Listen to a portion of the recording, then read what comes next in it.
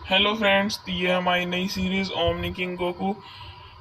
इस सीरीज में हमें दिखाया जाता है कि गोकू का सपना होता है बहुत ज़्यादा पावरफुल होने का, और वो ट्रेनिंग और फाइट करते करते एक दिन ओमनी किंग बन जाता है, जिससे उसका सपना पूरा हो जाता है।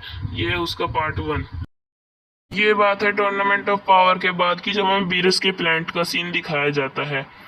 वहां पर हम देखते हैं कि गोकू और वेजिटा ट्रेनिंग कर रहे थे, और तभी गोकू विश से कहता है कि हे विश, क्या तुम मुझे बता सकते हो कि जब टूर्नामेंट ऑफ पावर के बीच में सभी लोग फाइट कर रहे थे और टॉपो ने डिस्ट्रक्शन एनर्जी का यूज किया था, तब कोई भी गॉड उसकी रिस्पेक्ट में खड़ा क्यों नहीं हुआ था?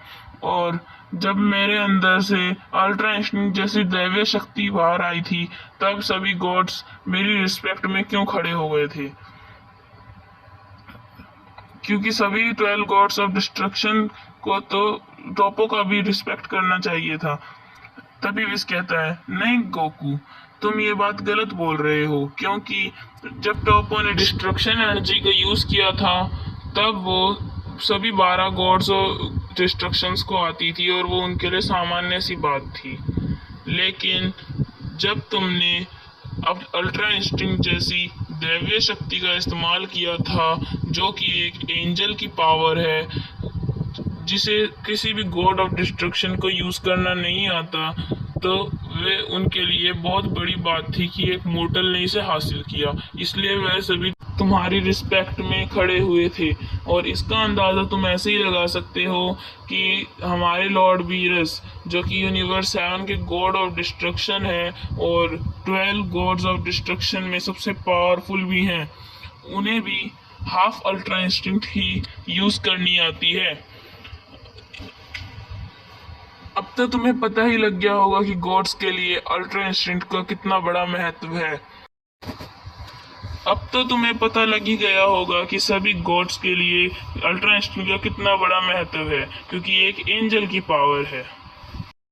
लेकिन गोकू, जब तो सभी गॉड्स ने तुम्हारी रिस्पेक्ट करी थी, जब तक तुम होश में नहीं थे, फिर तुम्हें कैसे पता लगा कि सभी गॉड्स ने खड़े होकर तुम्हारी रिस्पेक्ट करी है?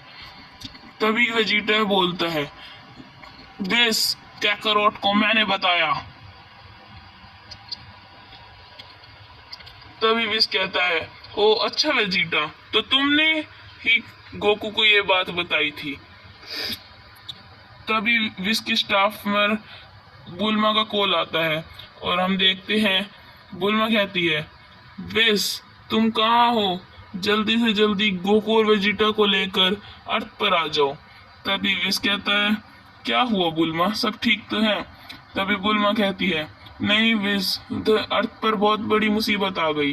तभी गोकू कहता है, हे बुल्मा, क्या मुसीबत आई है? क्या फिर से फ्रीजा वापस आ गया? तभी विस कहता है,